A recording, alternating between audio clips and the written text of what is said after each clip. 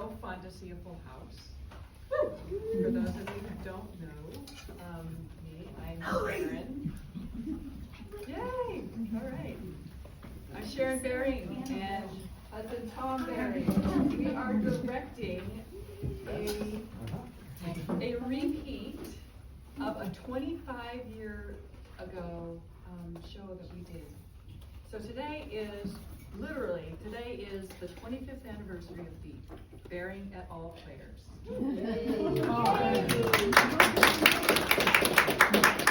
And just out of curiosity, we were trying to remember who all was here 25 years ago. Who remembers the first show of Beap? Lois. Nathan was 6 months old. It's just Lois and Nate and Tom and I guess. Wow. There are others who were here. Scott and Kathy are not in town. Wendy and Andy are not in town. Wendy and Kevin are not in town, but they're still here in Beap. And then there were a number of you who came shortly after that, within the next year. How many of you have been here since 2020 or 2001-ish? Yeah. Okay. So Baring et al. Players was a brainchild from Tom's family of origin. His parents were doing play readers, and so he grew up watching plays. And I wasn't going to say this, but today is my father's birthday. Oh! He will be 103. So it's actually pretty freaking cool. Actually. Yeah. So, yep. Yeah, so Tom grew up watching his parents play and so Y2K, who all was in Fairbanks in Y2K? Okay, bitter cold. But during that celebration that we were at, it became the brainchild or the brainstorm for what became Baring et al. Players eventually. So Y2K, and then May of 2000 was our first show. And it was Bus Stop. So I was playing the young woman in the show when I had brown hair. It's been really, really fun seeing this cast. Is 8 people, so it's challenging to get that many people together all at the same time for a rehearsal and for the show. But we were able to do it. It's been a lot of fun, and I don't want to tell you more. Bus Stop. Here we go. Yes. We need to introduce guests. There are a number of you that have maybe not been here before. We should introduce everyone. We'll go ahead and introduce ourselves, and if you brought a guest, please introduce them. So I'm Sharon. Lois, as you put food in your mouth, hey Paul. All yours. Nikki Eisman, Charlie Basham, Lynn Basham. Cam Dodd. I'm Lois Henderson. I'm Patrick Roach, and this is Tom's brother Todd. This is his second show. Yay! Lynn Kemmerling. Julie Kaufman. Caroline Brown, my first show. Woo! Mine too, Craig McKay. Chris Pupner. Chris is my guest. I'm Sam Dushevsky. Taco Reynolds. Sarah Masterman. Lynn is not my guest. She's Kaz's guest, but I would have her as my guest. Maisie. Awesome. Steve Masterman, and this is our son, who's a guest of Tom, invited actually, not us. Hi, Rick. Also Masterman. I'm Cynthia Steiner. And I'm Charlie Steiner. I'm Ann Hanley. I'm with her, Owen. I'm Danielle. Danielle. Yeah. Tom Moran. Nancy Fresco. I'm Nathan Baring. I'm Everett's guest. And I'm Paul Ledesiak. All right. So with that, here we go.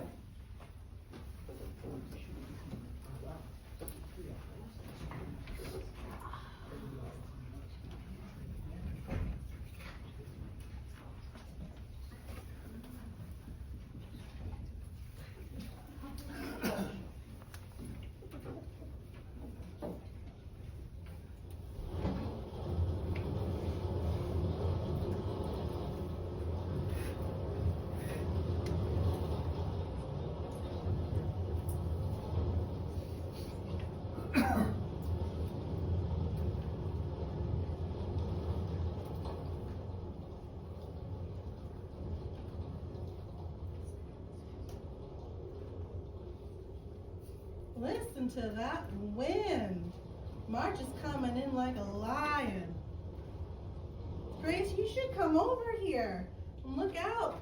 See the way the wind is blowing things all over town? I wonder why I can't get the operator. I bet the bus will be late. I bet it won't. The roads are okay as far as here. It's ahead they're having trouble. I can't even get the operator. She must have more calls than she can handle. I bet the bus doesn't have many passengers. Probably not. But we gotta stay open, even if there's only one. I shouldn't think anyone would take a trip tonight unless he absolutely had to. Are your folks gonna worry, Emma? No. Daddy said before I left home, he bet this happened. Well, you better come back here and help me. The bus will be here any minute. We gotta get things ready. Nights like this, I'm glad I have a home to go to. Well, I got a home to go to, but there ain't anybody in it. Where's your husband now, Grace? How should I know? Don't you miss him? No. If he came walking in now, wouldn't you be glad to see him? You ask more questions. I'm just curious about things, Grace. Well, kids at your age are. I don't know. I'd be happy to see him, I guess, if I knew he wasn't gonna stay very long. Don't you get lonesome, Grace? When you're not working down here? Sure I do. If I didn't have this restaurant to keep me busy, I'd probably go nuts.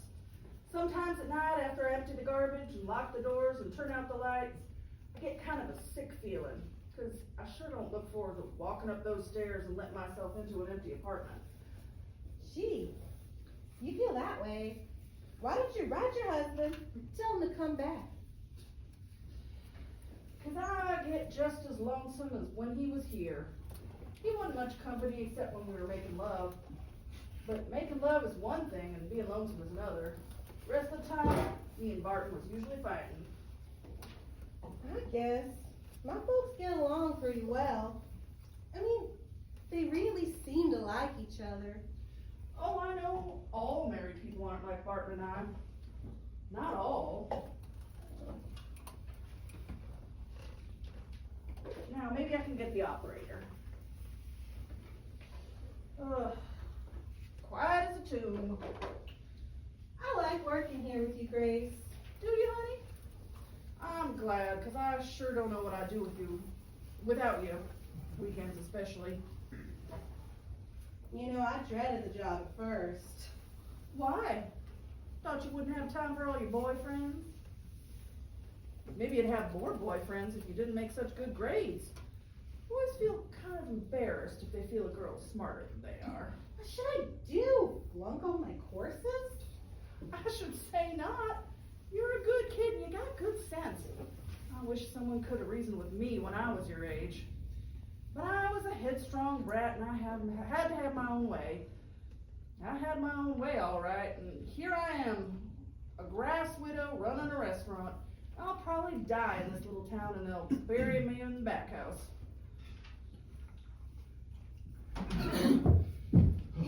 You girls been able to use your phone? No, Will. Operator don't answer. Oh, that means all the lines are down. About time for the Topeka bus, ain't it? Do now. Well, you're gonna have to hold them here. I don't know how long the highway's blocked between here and Topeka. Maybe it'll be all night getting it cleared. Oh, I was afraid of that. They got the highway working, they got highway gang working on it now. Telephone company's trying to get the lines back up. March is coming in like a lion, all right. Yeah. The station's kind of cold. You got any coffee? Just went through, Will. Fresh as you would want it.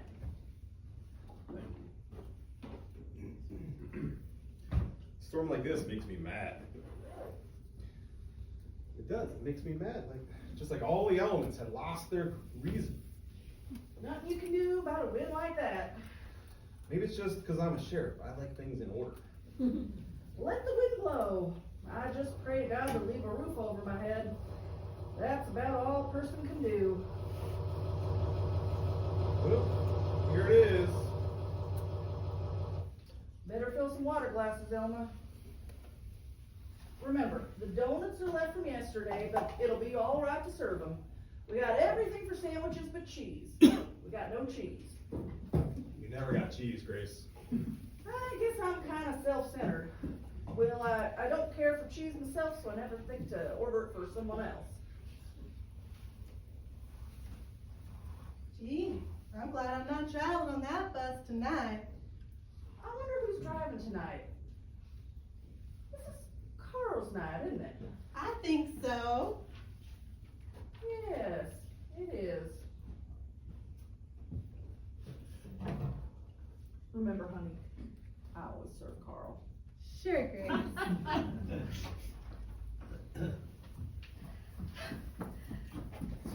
Is there someplace I can hide? What? There's a man on the bus. I want to hide. Well, gee, I don't know. I could just hide in the powder room. Okay, if a tall, dark, lanky cowboy comes in here, you can just tell him I disappeared. Hey, you can't hide out there. It's cold. You'll freeze your... It's outside. It's just a country town. I can see anything for 20 minutes. I got news for you. The bus may be here all night. What? The highway's blocked. You're gonna have to stay here till it's cleared.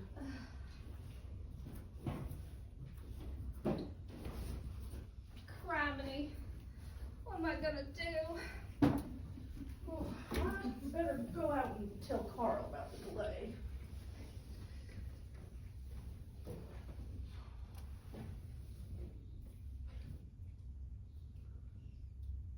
What am I gonna do? There's a little hotel down the street. What do you take me for, a millionaire? What seems to be the trouble, miss? You a policeman? I'm the local sheriff. But everyone likes him. Really? Well, I ain't asking to have no one arrested. Who says I'm gonna arrest anybody? What's your trouble?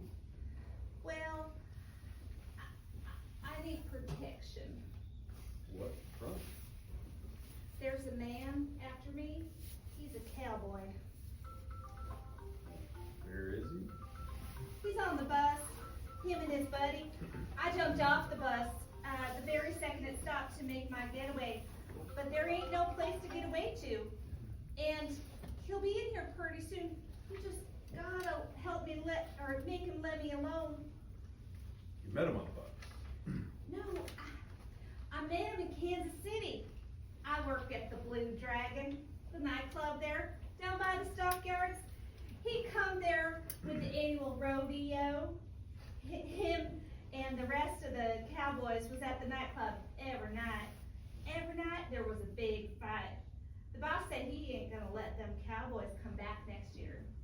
Okay, so then you followed him on the bus. He put me on the bus. I've been abducted. Abducted? But you packed the suitcase? I was going somewhere else. I was trying to get away from him. But he picked me up and carried me to the bus and put me on it. I didn't have nothing to say about it at all. And where is he planning on taking you? Says he's got a ranch up in Montana. He says we're gonna get married as soon as we get up there. And you're against that?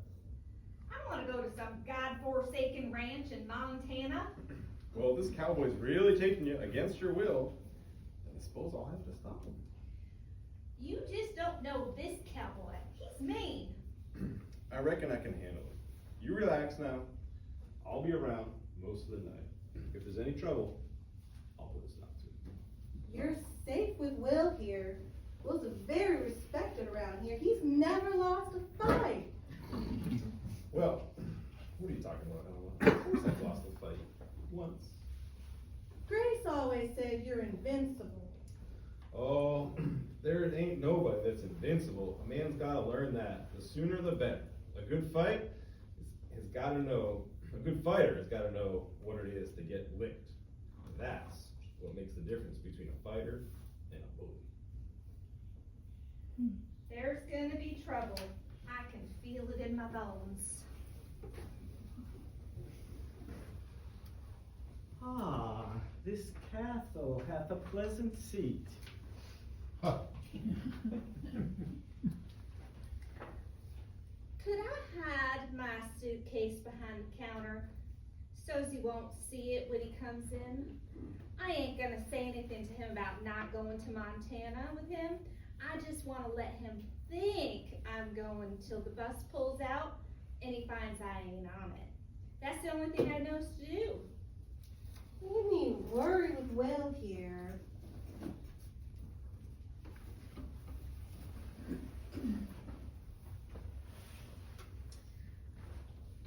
Oh, think so? He looks kinda like Moses, don't he? He is a very religious man. Would you believe it? He's a deacon in the Congregational Church. Well, my folks was holy rollers. Will you give me a cup of coffee? Lots of cream. Ooh, howdy, Carl. You bring this wind? Nah, brought me. Aren't you the comedian? Always. Wind is doing 9 miles an hour. Bus is doing 20. What's your guess about the road, Will? Oh, they got the highway gang out. It'll be a few hours, though. Telephone lines up too? Yeah, but they're working on them. Driver, it seems to me we are still in the state of Kansas. Is that right? What do you mean, still? You've been in the state of Kansas about half an hour. But I don't understand. I was told when I left Kansas City that I would be across the state line immediately. And now I find something different. You was kind of anxious to get across the state line, wasn't you, Jack? Why, whatever do you mean? Nothing. Anyway, you're across the line now. In case you didn't know, Kansas City is in Missouri. Are you joking? Listen, there's Kansas City, Kansas too. What you got on in Kansas City, Missouri. That's the trouble with you Eastoners. You don't know anything about any country west of the Hudson River. Come now, don't scold. Carl, let me hang up your coat for you while you get warm at the stove.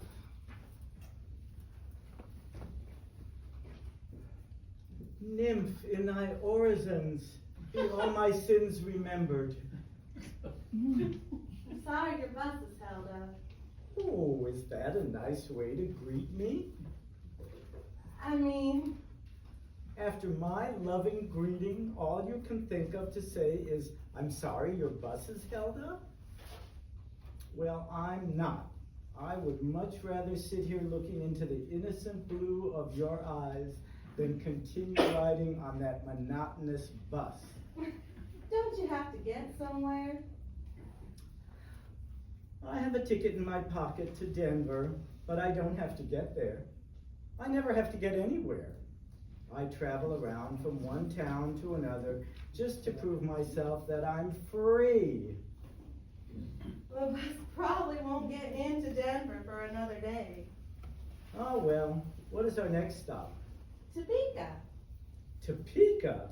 Oh yes, that's where the famous hospital is. Yes, the Menninger Clinic. It's a very famous place. Lots of movie stars go there for nervous breakdowns and things. Does the town offer anything else in the way of diversion? It's the capital of Kansas. It's almost as big as Kansas City. They have a university and a museum, and sometimes symphony concerts and plays. I go over there every Sunday to visit my married sister. Aren't there any Indian tribes around here that have war dances?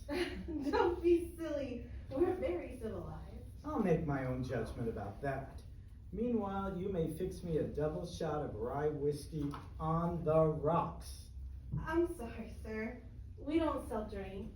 You don't sell drinks? not intoxicating drinks. No, sir. Alas. We have fresh coffee, homemade pies, cakes, all kinds of sandwiches. No, my girl, you're not going to sober me up with your dainties. I am prepared for such emergencies. You may give me a can of your finest soda. You better not let Will see you do that. You're not supposed to. Who is he, the sheriff? Yes. Lots of people do spike their drinks here, and we never say anything, but Will would have to make you stop if he saw you. I shall be most cautious, I promise. I sure don't envy you, Carl, driving weather like this. Yeah, March is coming in like a lion. This is all the passengers you got? There's a couple of cowboys, crazy cowboys, rolled up in the back seat. Thought I woke them, but I guess I didn't. Shouldn't you maybe go out and do that now? I'd just as soon they stay where they are. One of them's a real troublemaker. You know the kind, first time off the ranch, wild as a bronco. He's been making on for this little blonde down here. Yeah, she was telling me. Let me tell you, I had a good mind to put him off the bus the way he's been acting. I say, there's a time and a place for everything. That bus may get snowbound pretty soon. I'll go wake him in a minute. Just, Will, let me have a little time. A little extra time. You know what, Grace? This is the first time you and I have ever had more than, 20 minutes together? So what? Oh, no. Probably be here most of the night.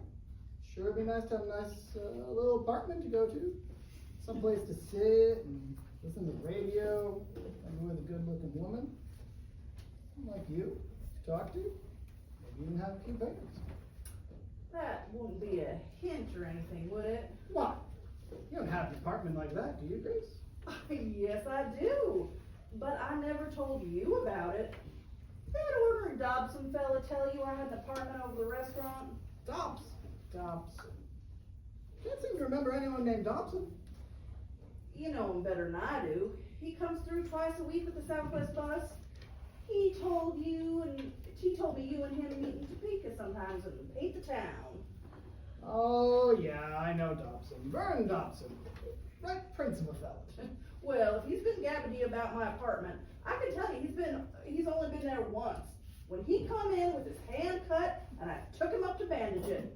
Now that's the only time he's ever been there. On my word of honor. Oh, Vern Dobson speaks very highly of you, Grace.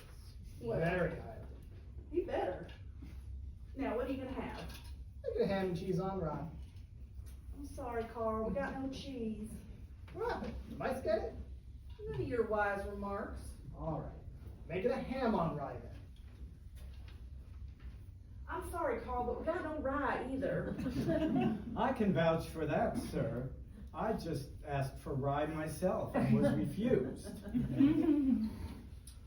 Look, mister, don't you think you ought to lay off the stuff till you get home to the missus? The missus, did you say? I have no missus, sir. I'm free. I can travel the universe with no one to await my arrival anywhere. That's all I ever get on my bus. Drunks and hoodlums. How's for whole week, Carl? Oh, okay. Make it whole week.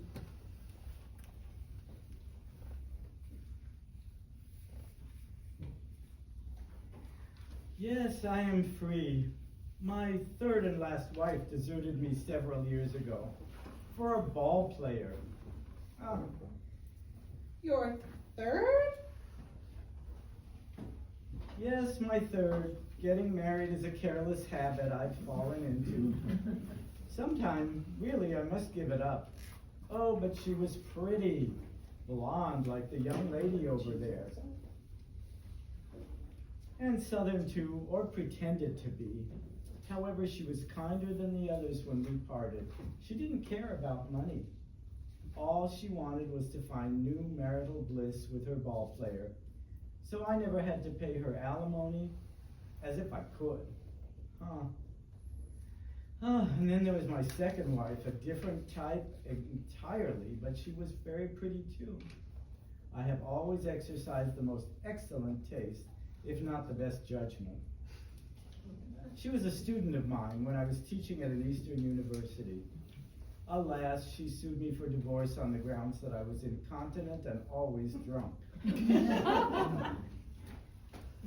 I didn't have a chance to resign from that position.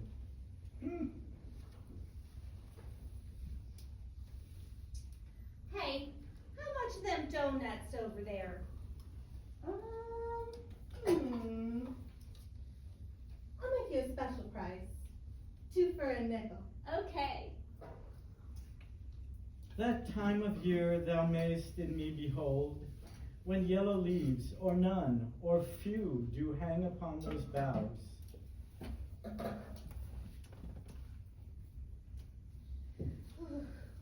I never was so cold in my life. Do you honestly work in a nightclub? Sure, I'm a chanteuse. That's French, isn't it? I call myself Cherie. I don't know, I just seen the name once and it kind of appealed to me. It's French. It means dear one. Is that all the name you use? Sure, that's all the name you need. Like Hildegard. She's a chanteuse too. Chanteuse means singer. How come you know so much? I've taken French in high school. Oh, I see.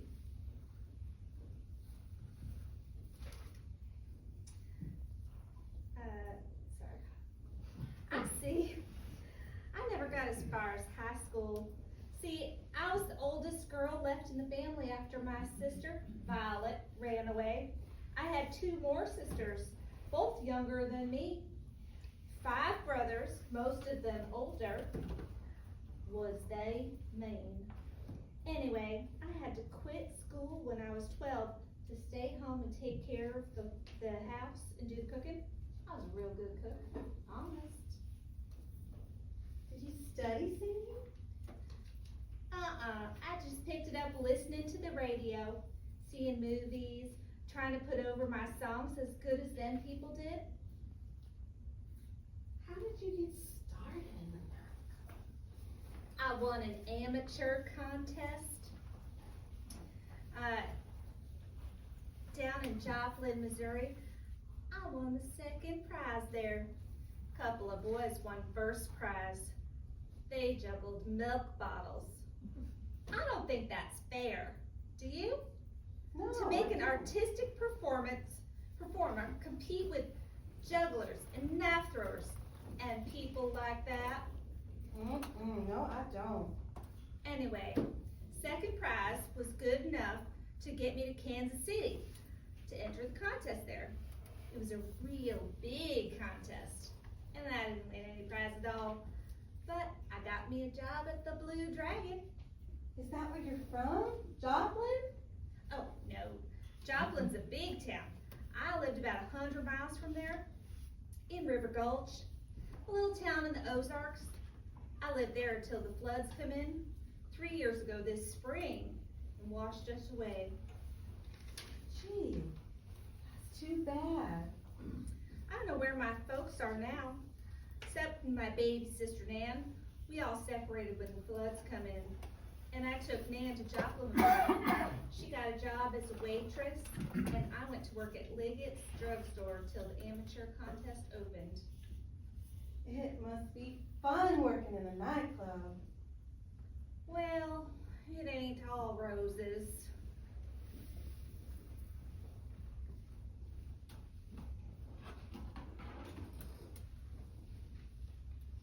You gonna be here a while, Will? I reckon. I'm gonna send them cowboys in here now and leave you to look after them. I'll do my best. Tell you something else, Will.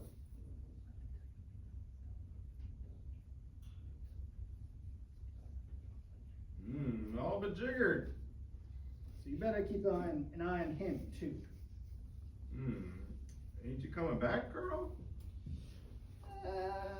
Tell you the truth, well, I like to go out walking.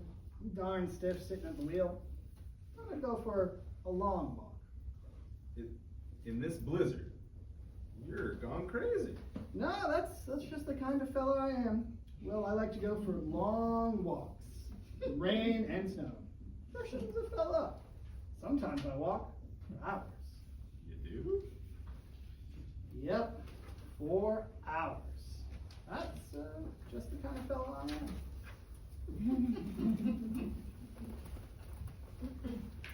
Imagine going out for a walk on a night like this. Well, it's really very good for one, Will. It really is. He said he was gonna wake him up, and then he'd be in here pretty soon. You won't let on anything I said about him, will ya? No, cross my heart. Shall I compare thee to a summer's day? Thou art more lovely and more temperate. Rough winds do shake the darling buds of May, and summer's lease hath all too short a date. Why, that's one of my favorite sonnets. It is. Do you read Shakespeare? I studied him at school in English class. I love the sonnets. I memorized some of them myself. I used to know them all by heart. And many of the plays I could recite in their entirety. I often did for the entertainment and the annoyance of my friends. Last fall, I memorized the balcony scene for Romeo and Juliet. A boy in class played Romeo, and we presented it for convocation one day. Ah, I wish I'd been there to see. Where I went to school, we didn't read no Shakespeare till 9th grade. In 9th grade, everyone read Julius Caesar. I only got as far as the 8th.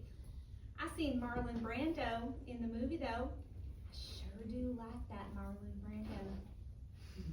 Madam, where is thy Lochinvar? I don't know anything you say, but I love the way you say it. And I know and understand everything I say, but privately despise the way I say it. That's so cute. I had a very nice friend once that recited poetry. And whatever could have happened to him? I don't know. He left town. His name was Mr. Everett Brubaker. He sold second-hand cars at the corner of 8th and Wyandotte. He had a lovely Pontiac car with the top down. He talked nice, but I guess he really wasn't any nicer than them others. The others? Well, you meet quite a few men in the place I worked at. The Blue Dragon nightclub, out by the stockyards. Ever hear of it? No, and I deeply regret the fact. You're just saying that. An educated man like you wouldn't have no use for any place like the Blue Dragon. I wouldn't.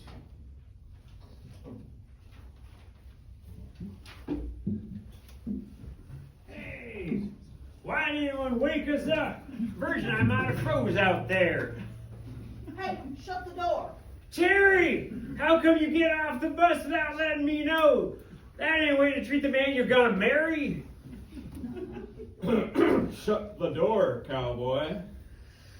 That's no way to treat a fella. Cherry, to slip off the bus like you wanted to get rid of him, maybe.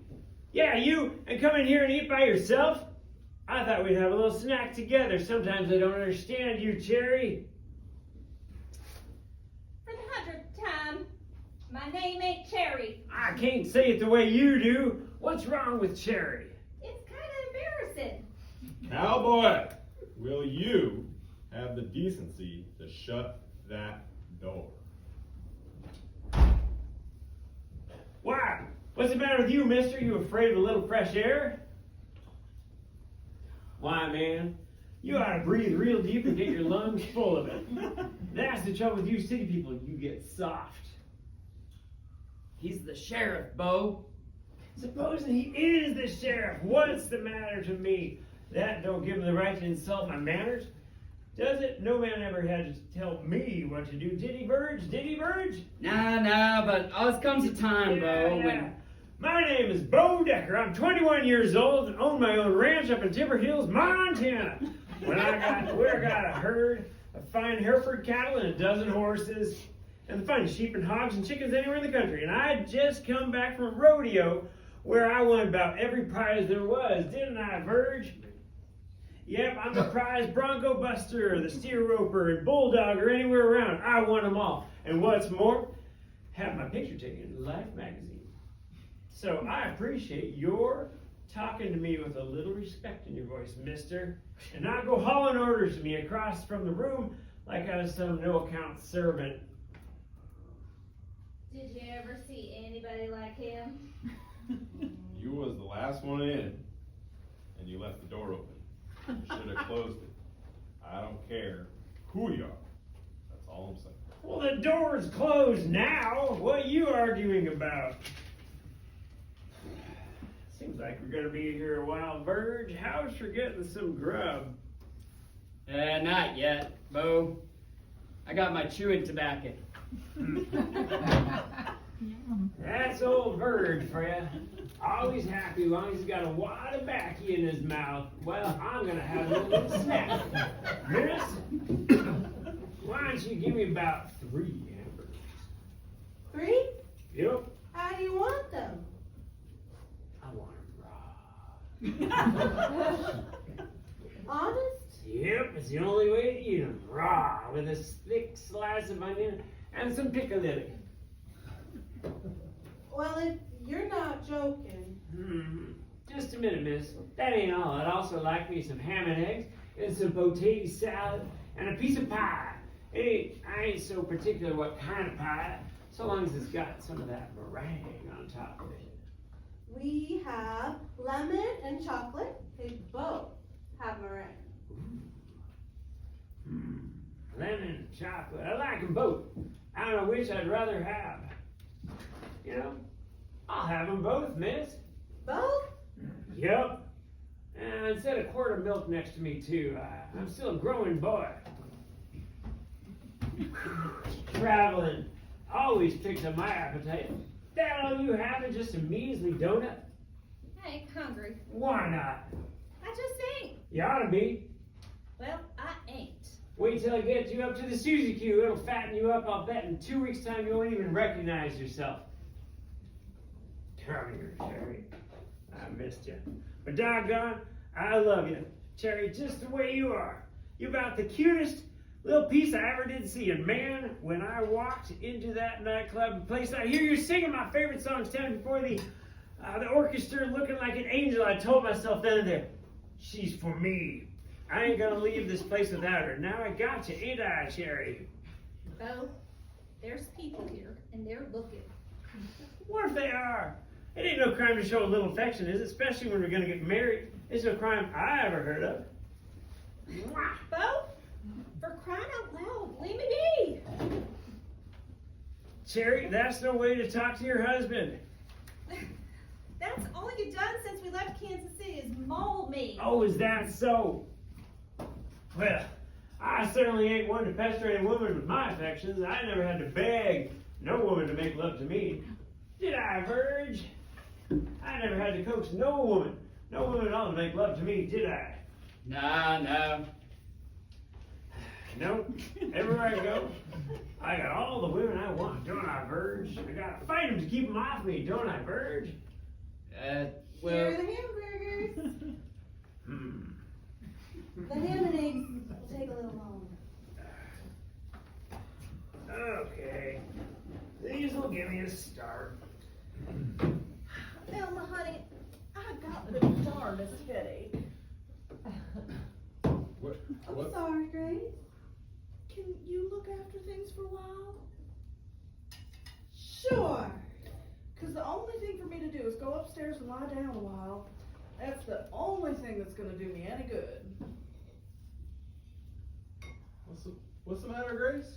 I got a headache, Will. It's just driving me wild. That's so.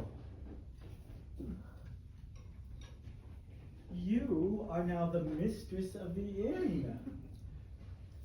You haven't told me about your first wife. Now, how could I have omitted her? What was she like?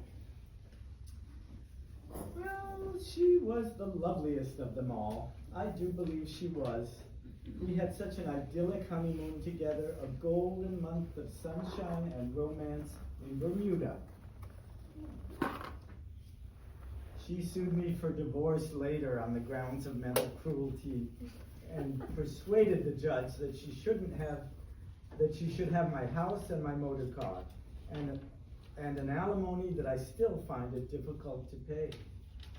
For she never chose to marry again. She found that all she wanted out of marriage, she didn't have to marry. But perhaps I am being unkind. Miss, was you waiting for me to lay them eggs? I'm sorry. They're ready now.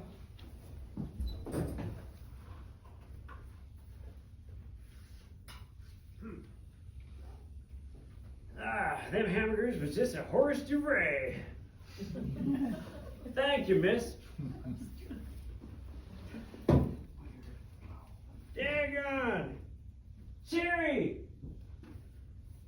Cherry, what do you want to bring your suitcase in here for? Hey, I'm asking you a simple question. Why'd you bring your suitcase in? You tell me.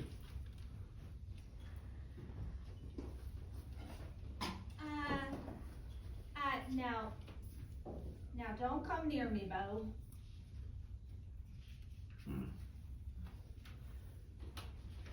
Tell me, what's your suitcase doing in there behind the counter? What were you trying to do? Fool me? Was you planning to get away from me? Is that what you've been sitting here planning to do? Bo, let me be. Take your hands off me, Bo Decker. Tell me, Jerry. You tell me. Leave the little lady alone, cowboy. Mister, you ain't got no right interfering between me and my fiancée. Maybe she's your fiancée. Maybe she ain't. But anyway, you ain't gonna abuse her while I'm here. Understand? Abuse her? I think you better tell him. Tell him now, miss. Miss, just let him know how you're feeling. What's this critter trying to say, Cherry? Well, Better tell him. now, Bo, don't get mad. I'll get mad if I feel like it. What you two got planned? Bo, I don't want to go up to Montana and marry ya. Yeah, you do too. No, I don't. Anyways, you'll come to like it in time. I promised you would. Now we've been through all that before. But Bo, I ain't going. What? I ain't going. The sheriff here said he'd help me. He ain't gonna let you take me back any further. I'm staying here, and I'm gonna take the next bus back to Kansas City. You ain't gonna do anything of the kind. Yes, I am, Bo. You gotta believe me. I ain't going with you, and that's final. But Cherry, we was familiar with each other. That don't mean you gotta marry me. Why, I'd take you across my knee and blitz your little bottom. Don't you touch me. You can't pay no attention to what she says, mister. Women folk don't know their own minds. Never did.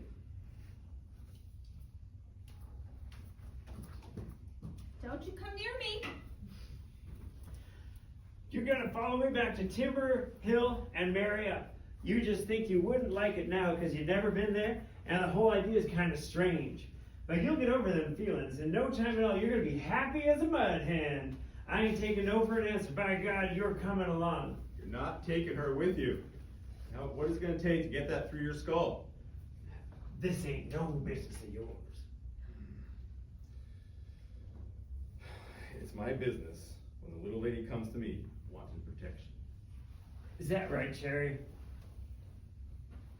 Did you go to the sheriff asking for permission for protection? Yes, I guess I did. Why?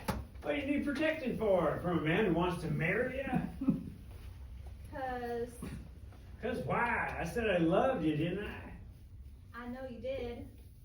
See there? See, I told her I loved her and I want to marry her. And with a world full of crazy people going around killing each other, you ain't got nothing better to do than stand there trying to keep me from it. Yeah, but you're overlooking just one thing, cowboy. You're so smart. Tell me what I'm overlooking.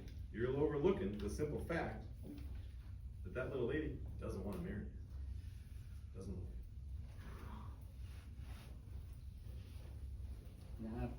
Now, Bo, take it easy. Bo, don't blow your lid. He's the sheriff, Bo. You gotta hold on to your temper. That polecat bastard, he said she didn't love me. Pay no attention to him, Bo. Come on over here and sit down. You gotta think things through. Let me be, Verge. Ask the little lady if you don't believe me. Ask her if she loves you. I wouldn't ask nothing of the kind. All right then, take my word for it. I wouldn't take your word for a cloudy day. I'm telling you, she loves me, and I ought to know. Well, she ain't getting back on the bus with you. We'll have it at that. So you better take my advice, sit down with your friend, and have a quiet game of pinochle. So that bus gets on its way and takes you with it. Do like he tells you, Bo. I think maybe you got that little lady wrong anyway. Don't you say nothing against her, Verge. I ain't saying nothing against her. It's just, I see no reason why you should marry a gal like that. She don't love you, that's all. And I kind of doubt she's as good of a girl as you think she is anyhow. Now, come on over here and sit down. I don't feel like sitting. What shall I do with the ham and eggs? Just keep them on the stove and keep them warm, miss. He'll have them a little bit later. I don't think you'll be bothered anymore, miss. If you are, my station's right across the street. You can haul them. Thank you very much, I'm sure. You gonna be all right, Elma? Why, yes, Will. I'll look in a little later. Okay, Will. I don't know why, but I always seem to relax more easily when a sheriff leaves the room. I think it's awfully unfair that people dislike Will just because he's a sheriff. But you see, my dear, he stands as a symbol of authority, the most dreaded figure of our time. Policemen, teachers, lawyers, judges, doctors, and I suppose even tax collectors. We take it for granted that they are going to punish us for something we didn't do, or did do. But you said you were a teacher once. But not a successful one. I could never stay in one place very long at a time, and I hated having anyone over me. Like deans and presidents, department heads, I never was a man who could take orders from anyone without feeling resentment. Right or wrong, I have always insisted on having my own way. What am I gonna do, Verge? Oh, you gotta quit depending on me so much. I don't know what to tell you to do except for sit down and be peaceful. I can't be peaceful. Why can't you? All right then, just pace around like a panther and be miserable.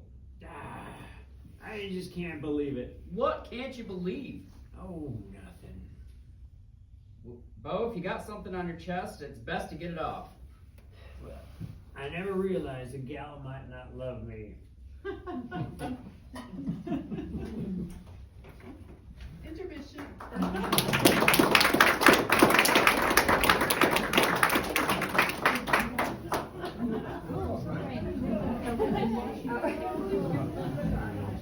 I don't even look at How's it going? Oh, it's how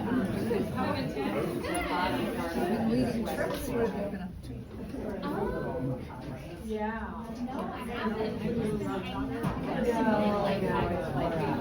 I just another friend.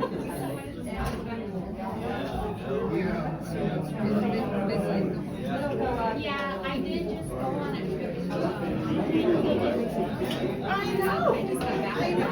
Danielle said when I took her to work, Hi, Nikki. It's Team Accessory. I made my people who are cooking with me Team Accessory. And we were a dinner group, a lunch group, and we were Team Accessory. I made my people wear Accessory. I didn't come with any accessories with big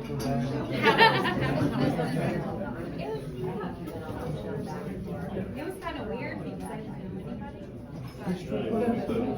I just got off the Grand Canyon. Oh, wow. Yeah. Well,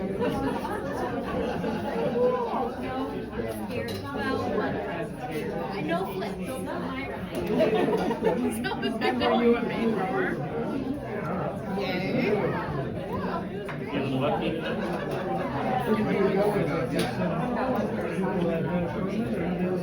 Yeah, my friend was supposed to be a host on it, and we couldn't go. And he was like, I'm struggling to find somebody. They needed one now. So he was like, please, can you do this? And I was like, I guess so. I'm not doing anything else. Yeah, nice for the most part. We had a couple wild cards, but everybody else was great. You might have to go. How long were you on? Maybe just. See you. He's off the bed, right? While we're there.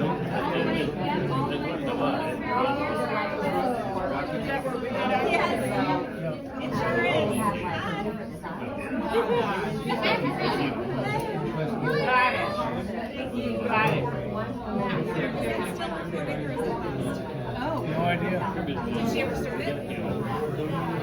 Yeah. You want me to pause? I'm going to my seat. Okay. Okay.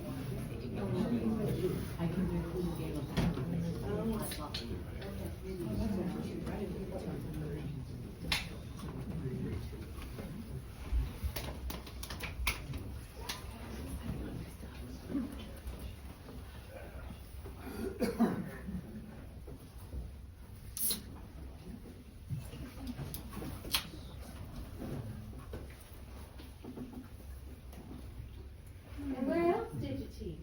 My last position was at one of those revolting little progressive colleges in the East, where they offer a curriculum of what they call functional education. Well, educators, I am sure, have despaired of ever teaching students anything, so they have decided the second best thing to do is to understand them. Every day there would be a meeting of everyone on the entire faculty with whom the students ever came into any contact, from the president down to the chambermaids, and we would put our collective heads together to try to figure out why Jane or little Mary was not getting out of her classes what she should. The suggestion that perhaps she wasn't studying was too simple. And if you implied that she simply did not have the brains for our college education, you were being undemocratic. You must have disapproved of that college. My dear girl, I have disapproved of my entire life. Really? Yes, but I suppose I couldn't resist living it over again. Did you resign from that position? One day I decided I had had enough. I walked blithely into the dean's office and said, "Sir, I graduated magna cum laude from the University of Chicago. I studied at Oxford on a Rhodes Scholarship and returned to take my PhD at Harvard, receiving it with highest honors. I think I have the right to expect my students to try to understand me." What did he say? Oh, I didn't wait for a response. I walked out of the door and went to the railroad station, where I got a ticket for the farthest place I could think of, which happened to be Las Vegas. And I have been traveling ever since. It's a merry way to go to pot. I thought I might teach one day, but you don't make it sound very attractive. Suit yourself. Don't let me influence you one way or the other. Why, thank you, Dr. Lyman. You're a lovely young girl. Thank you. Did you tell me you plan to go to Topeka tomorrow? You mean today? Yes, I have a ticket to hear the Kansas City Symphony. They come to Topeka every year to give a concert. You say, you stay with your sister there? Yes. Then I take an early morning bus back here in time for school Monday. Then after school, I come here to work for Grace. Didn't you say there's a university in Topeka? Yes, Washburn University. Washburn University, of course. You know, it just occurs to me that I should stop there to check some references on a piece of research I'm engaged in. Oh, I've been to Washburn Library lots of times. You have? Perhaps you would take me there. Well, I'll arrive in Topeka before you do, then meet your bus. If you really want me to. You can take me to the library, then perhaps we could have dinner together. And perhaps you would permit me to take you to the symphony? Oh, are you serious? Why, of course I'm serious. Why do you ask? I don't know. Usually older people are too busy to take notice of kids. I'd just love to. Then I may depend on it that I have an engagement? Yes. Oh, that'll be lots of fun. I can't wait. But, my dear, let's not tell anyone of our plans, shall we? Why not? You see, I have been married, and I am somewhat older than you, though perhaps not quite as old as you take me to be. Anyway, people might not understand. Oh.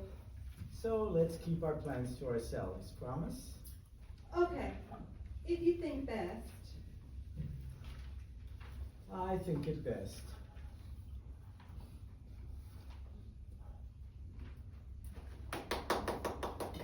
That's real pretty, Virgil. Well, thank you, miss. Isn't there some other way of getting back to Kansas City? I'm sorry. The bus comes through here from Topeka. Can't get through either till the road's cleared. I was just getting sort of restless. Here, Elma, fill this up for me like a good girl. Sure will. Everybody behaving? Actually, I think you know what? I'm gonna go down the highway a bit and see if the men are getting on and thought they'd enjoy some hot coffee. Good idea, Will. And is everyone behaving for you? Of course. And Grace isn't down yet? No. I didn't see Carl anyplace outside. I suppose something could have happened to him. I wouldn't worry about him, Will. I suppose he can take care of himself. Thank you, Elma. Oh, Elma. Should you be wanting me, I won't be gone very long.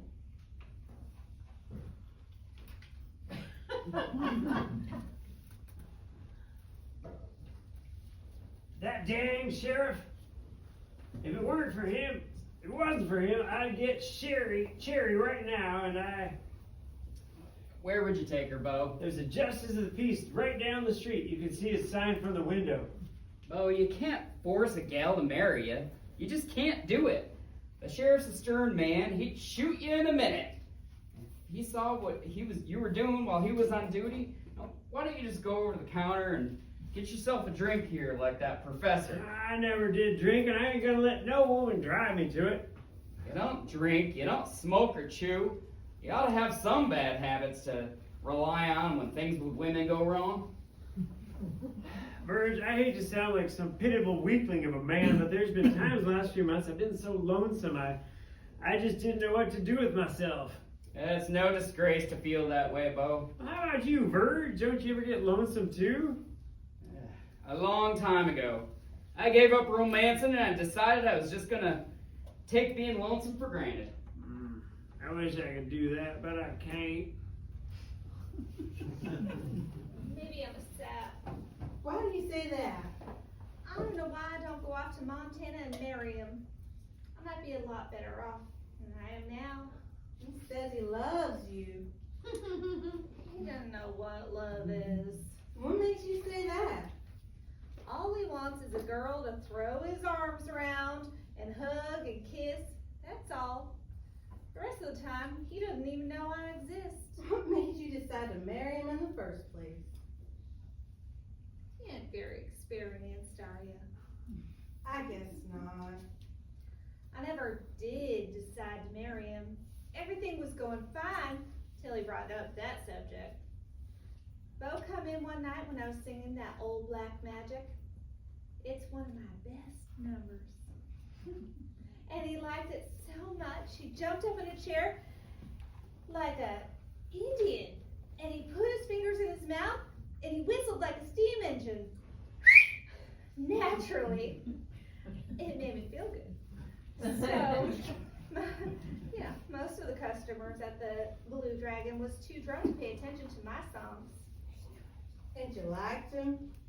Well, I thought he was awful cute. I think he looks a little like for a Lancaster, don't you? Maybe. Anyhow, I never seen a cowboy before.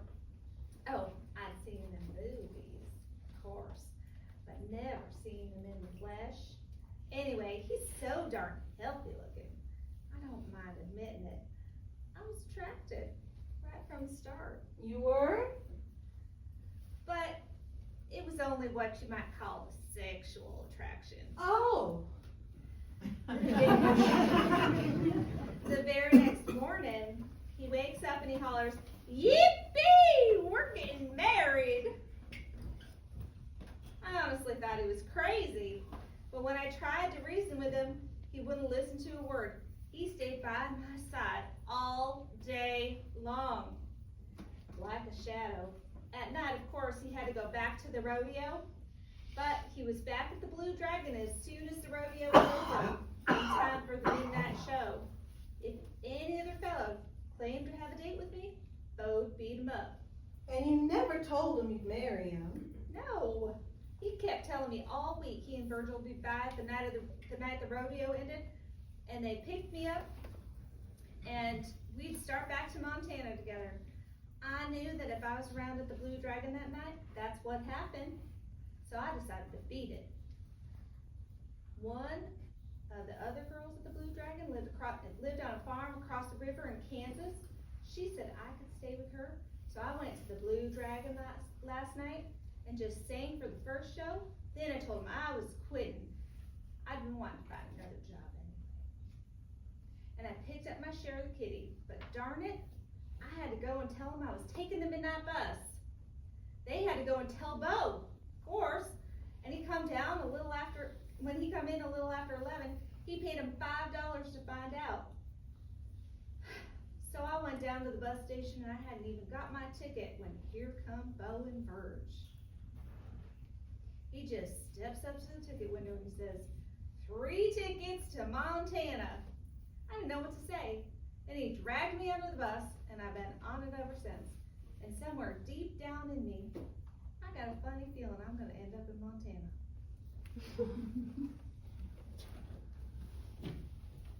Tell me something, Verge. We've been together since my folks died. And I always wondered, maybe I didn't spoil your chances of settling down. Nah, you never did, Bo.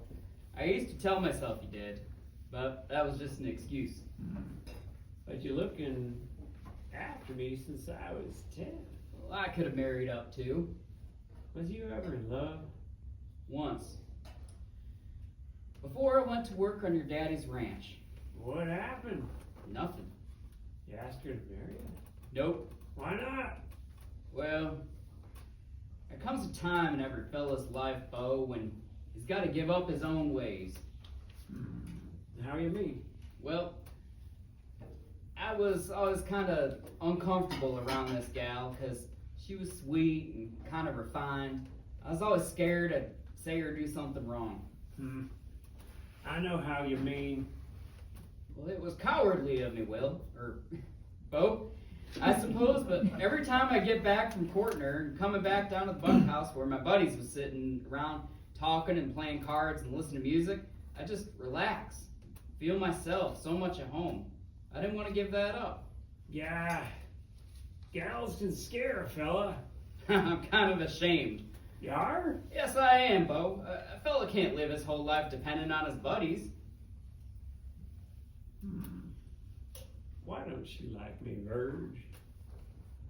Well, tell me the truth. if maybe you just didn't go about it right.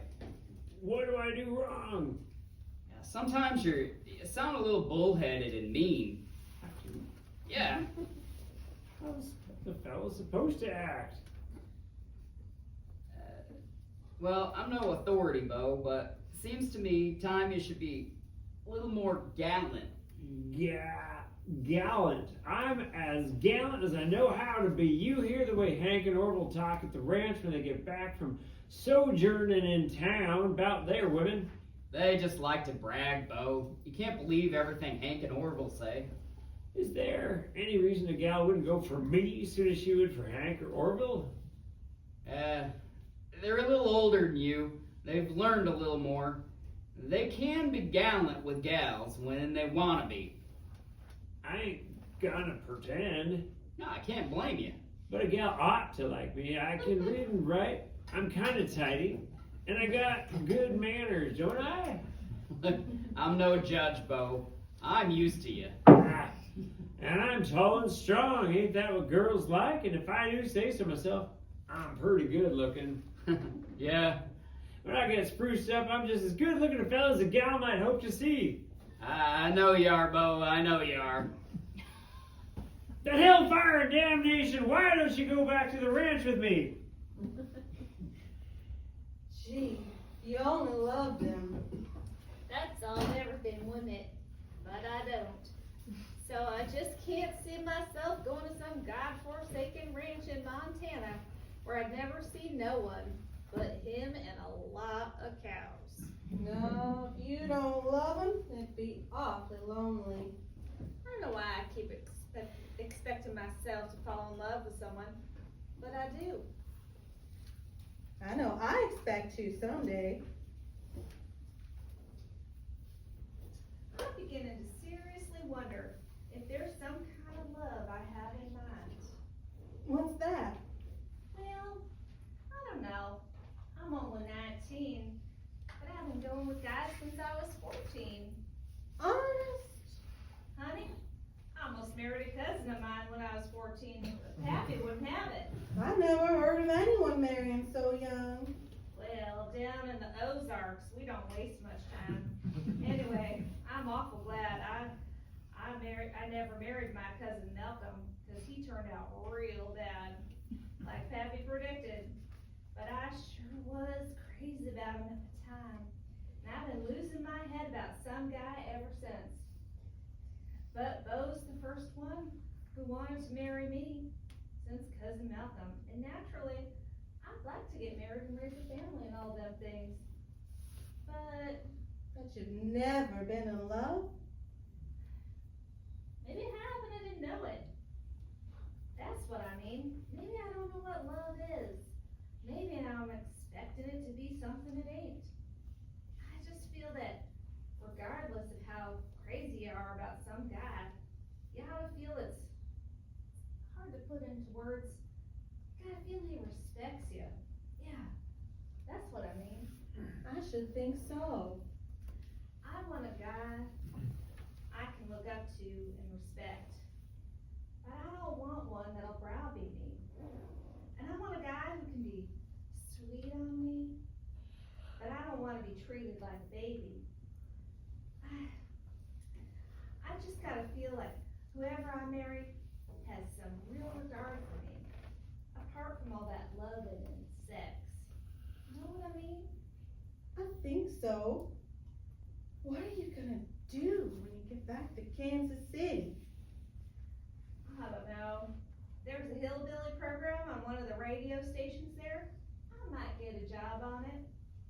If I don't, I'll probably get me a job at Liggett's or Walgreens.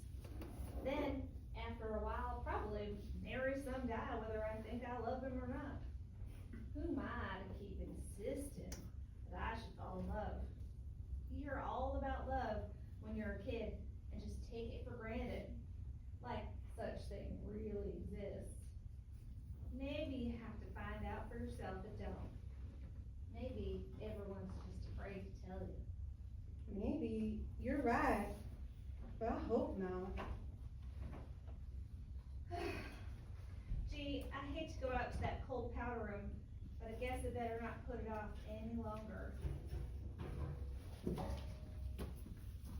How defiantly we pursue love. Like it was an inheritance due that we had to wrangle about with angry relatives in order to get our share. You shouldn't complain. You've had 3 wives.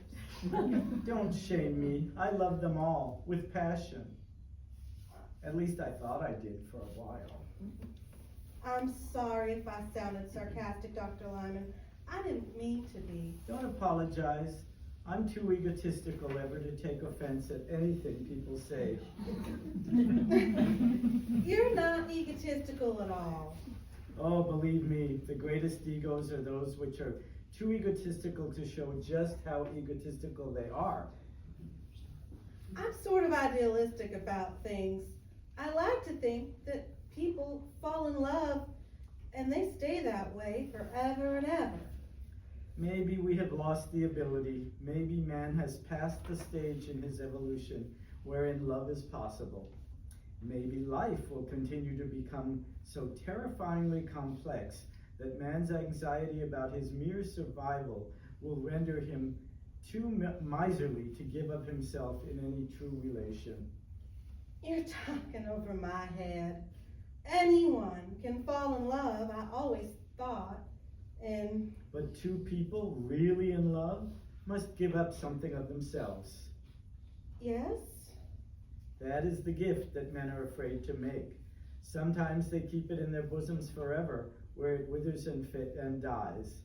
Then they never know love, only its facsimiles, which they seek over and over again in meaningless repetition. Gee, how did we get onto this subject? My dear, pay no attention to me, for whether there's such a thing as love, we can always pretend there is.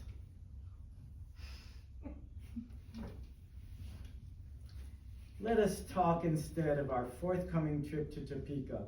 Will you wear your prettiest dress? Of course! If it turns out to be a nice day, I'll wear a new dress Mother got me for spring. It's a soft rose color with a little lace collar. Oh, you'll look lovely, lovely. I know you will. I hope it doesn't embarrass you for me to speak these endearments. No, it doesn't embarrass me. I'm glad. Just think of me as a fatherly old fool. Will you? And not be troubled if I take such rapturous delight in your sweetness and youth and innocence. For these are qualities I seek to warm my heart as I seek a fire to warm my hands. Now I am kind of embarrassed. I don't know what to say. Then say nothing. Just nudge me and I'll talk endlessly about the most trivial matters. Oh.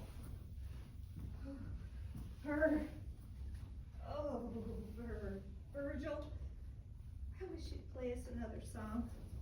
I think we all need something to cheer us up. Well, I'll make a deal with you. I'll play one if you'll sing it. Let's have a floor show. Everyone here can do something. A brilliant idea, straight from Chaucer. You must read Juliet for me. Will you play for us, Virgil? Well, I don't play opera music or any of that jitterbug. Will you take part?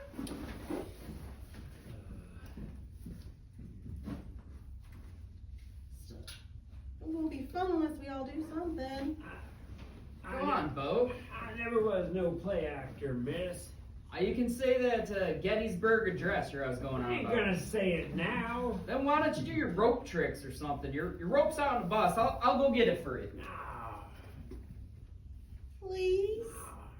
Road tricks would be lots of fun. I ain't gonna get up before a lot of strangers and make a fool of myself. Yeah, I guess he means it, miss. Shucks.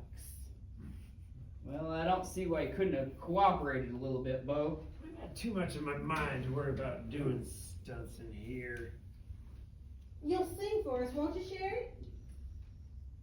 I will for a piece of pie and another cup of coffee. Sure.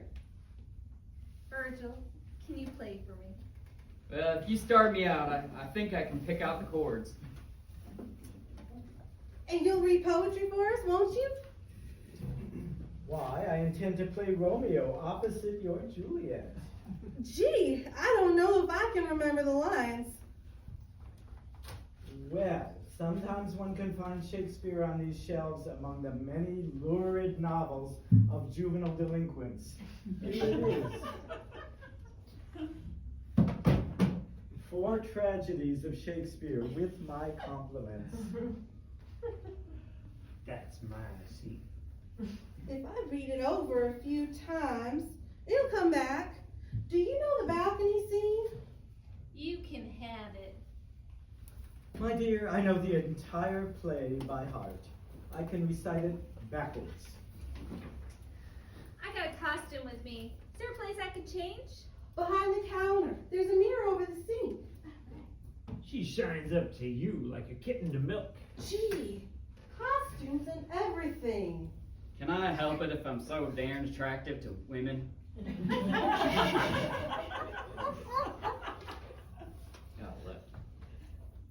Shucks, Bo, I don't mean nothing by that. Maybe don't mean nothing to you.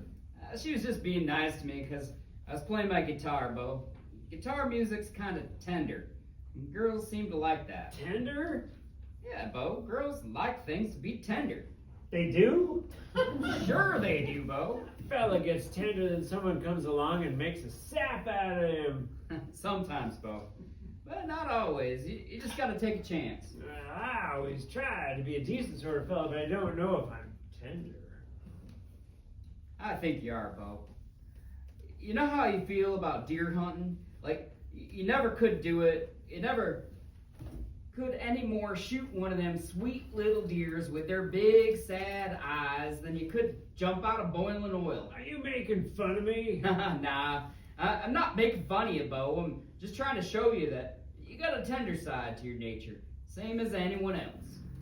I suppose I do. Of course you do. Then how come Cherry don't come over and talk sweet to me like she does to you? Well, you got a tender side, Bo, but you don't know how to show it. I don't. Nah, you just don't know how. How does a person go about showing his tender side, Verge? Well, I don't know as I can tell you. Will you go first, Virgil? I'm sure it's all right by me. Okay, then I'll act as master of ceremonies. Ladies and gentlemen, Grace's Diner tonight presents its gala floor show of celebrated artists from all over the world. The first number on our show tonight is that musical cowboy, Mr. Virgil. Blessing. Virgil Blesson, who will entertain you with his guitar. There is a young cowboy who lives on the range.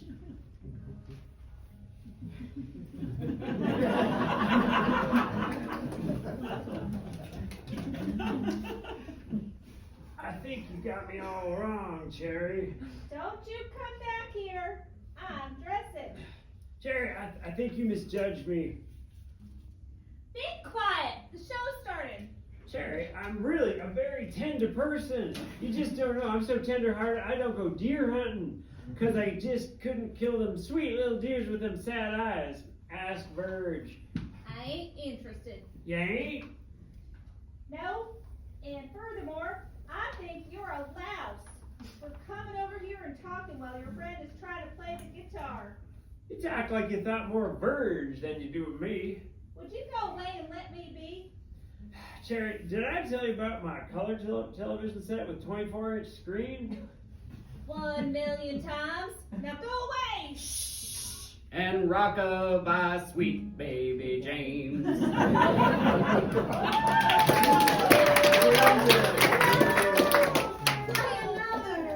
No more just now. I'm ready to rest you to do something. But she cares how tender I am, Verge. That was swell, Virgil. Are you ready? I consider myself so. Will you be our prompter? Well, sure, it's kind of funny writing, though.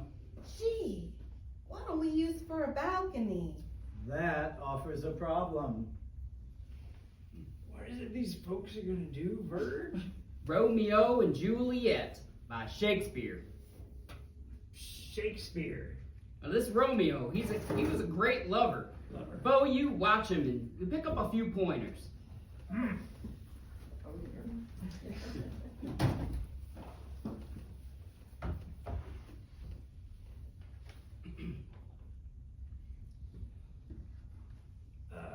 I'm ready. But soft, what light through yonder window breaks? It is the east, and Juliet is the sun. Whew! Arise, fair. Shush up, Bo. Ladies and gentlemen, you are about to witness a playing of the balcony scene from Romeo and Juliet. Dr. Gerald Lyman will portray the part of Romeo, and I'll play Juliet. My name is Elma Duckworth. The scene is the orchard of the Capulet's house in Verona, Italy. This is supposed to be a balcony. Okay?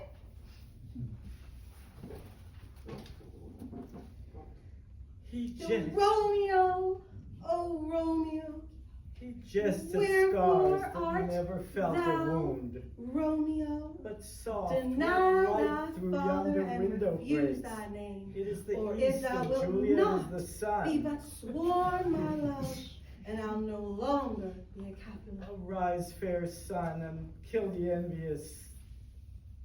She speaks, yet she says nothing. What of that? Her eye discourses, I will answer it. I am too bold. Bold, he's drunk. 'Tis not to me she speaks, two of the fairest stars in all the heaven, having some business to entreat her eyes, to twinkle in their spheres till they return. Ah, me. Oh, speak again, bright angel, thou art as glorious to this night, being o'er my head as a winged messenger of heaven unto the white upturned. I don't understand all them words, Verge. It's Romeo and Juliet, for God's sake. Now, will you shut up? Wondering eyes of mortals that fall back to gaze on him when he bestrides the lazy pacing clouds and sails upon the bosom of the air. 'Tis but thy name that is my enemy. Thou art thyself, though not a Montague. What's Montague? It is not hand, nor foot, nor arm, nor face, nor any other part belonging to a man. Oh, be some other name. What? I take thee at thy word. Call me but love, and I'll be newly baptized. Henceforth I never will be Romeo. What man art thou that thus be screened in night, so stumblest on thy counsel? By a name I know not how to tell thee who I am. My name, dear saint, is hateful to myself. Because it's an enemy to thee. My name is hateful to myself. Dr. Lyman, what's the matter? My dear, let us not continue this meaningless little act. Did I do something wrong? You couldn't possibly do anything wrong if you tried. I can try to say the lines differently. Don't. Just tell your audience that Romeo suddenly is fraught with remorse. Verge, if that's the way to make love, I'm gonna give up. I'm afraid he isn't feeling well. But I tried to prompt him. Well, we've only got one more number. Are you ready? Sure. Ladies and gentlemen, Our next number is Mademoiselle Sherry, the international chanteuse. Direct from the Blue Dragon nightclub in Kansas City, Sherry.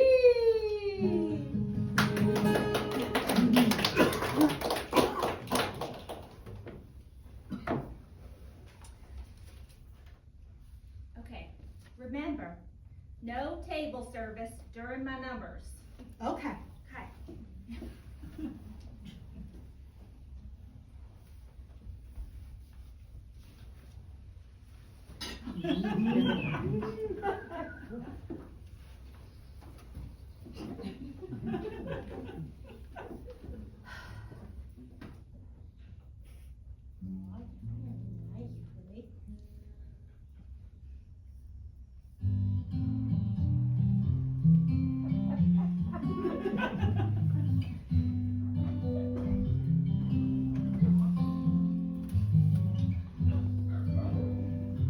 Stars shining bright above you. Night breezes seem to whisper, I love you. Birds singing in the sycamore tree. Dream a little dream of me. Ain't she beautiful, bird? Say nighty night and kiss me. Just hold me tight and tell me you'll miss me. While I'm alone and blue as can be. Dream a little dream of me. I'm gonna get her, bird. Stars fading and I linger on, dear. Just craving your kiss. I'm longing to linger till dawn, dear.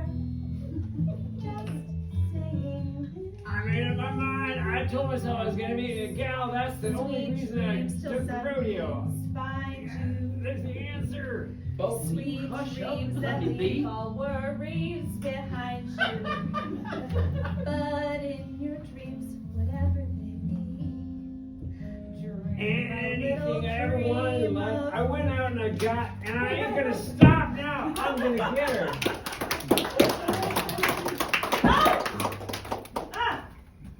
You ain't got the manners God gave a monkey. Jerry! And if I was a man, I'd beat the living daylights out of you. And that's what some man's gonna do someday. And when it happens, I hope to be there to see it. Romeo, Romeo, wherefore art thou? Wherefore art thou, Romeo? Oh, Dr. Lyman, Dr. Lyman. Oh, that man's in a pretty bad way over there. Let's get him on this bench over here.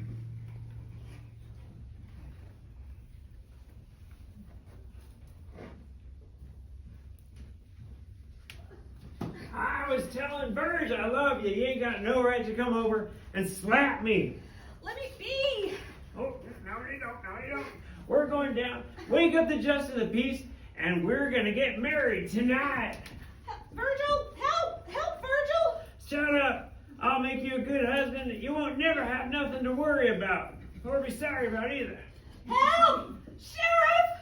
Help me! Help! Help me! Put her down, cowboy. Get out of my way!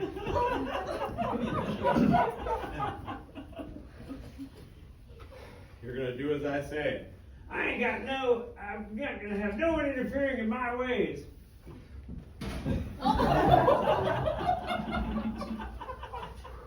Bo, you can't do this. You can't pick a fight with the sheriff. Yes, I can, by God, mister. There ain't no man ever got the best of me, and there ain't no man ever gonna. I'm ready. I'm willing.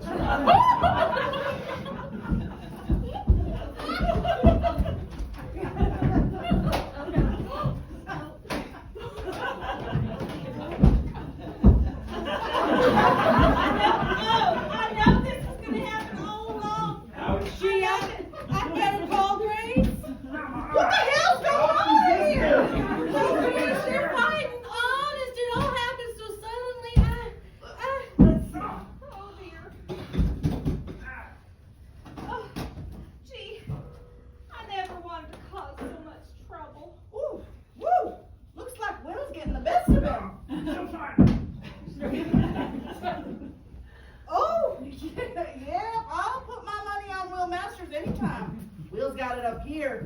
Oh, look at that cowboy. He's green. He just swings wild. I don't want to watch anymore. God, I love a good fight. Come on, Will, come on. Give me the old uppercut. That'll do it every time. Oh, what I tell you. That cowboy's down. Will's putting handcuffs on him now. Whew. We'll give him first aid. He always does. Well, gotta admit, he had it coming. Well, I'm glad they got it settled outside. Remember the last time there was a fight in here? I had to put in a new window.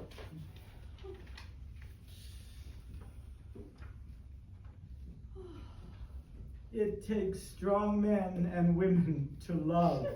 People strong enough inside themselves to love without humiliation. People big enough to grow with their love and live inside a whole, wide new dimension. People brave enough to bear the responsibility of being loved and not fear it as a burden. I never had the generosity to love, to give my own private self to another, for I was weak. I thought the gift would somehow lessen me. Me! Oh, Romeo, I am disgusting. Dr. Lyman, Dr. Lyman. Don't bother, dear girl. Don't ever bother with a foolish old man like me. You're not a foolish old man. I like you more than most people I've ever known. I'm flattered, my dear, and pleased, but you're young. In a few years you will turn from a girl into a woman, a kind, thoughtful, loving, intelligent woman who could only pity me.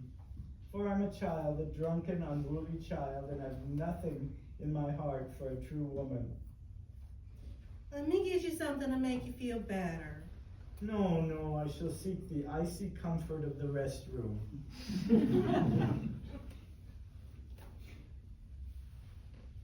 Ella, honey, what's the matter? What was he saying to you, Ella?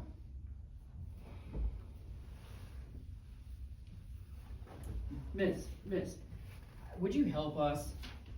The sheriff says that if you don't hold charges against Bo, he'll let him get back on the bus and if it ever gets out of here.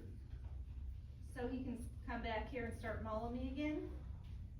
He won't do that no more. Miss, I promise. You promise. How about him?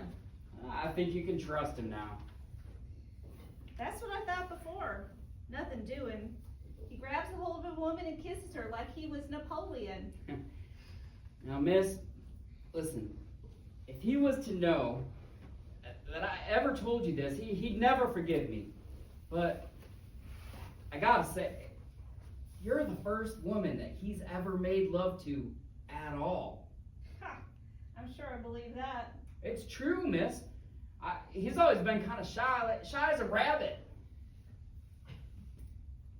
My God. I had no idea. Just take my advice. Don't meet him in Topeka or anywhere else. I won't, Grace, but honest, I don't think he meant anything by it. He's just someone who shouldn't drink as much.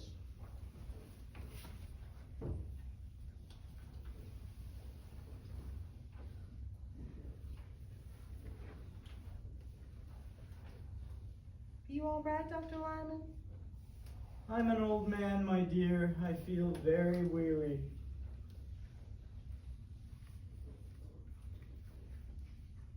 Let him sleep it off. That's all you can do.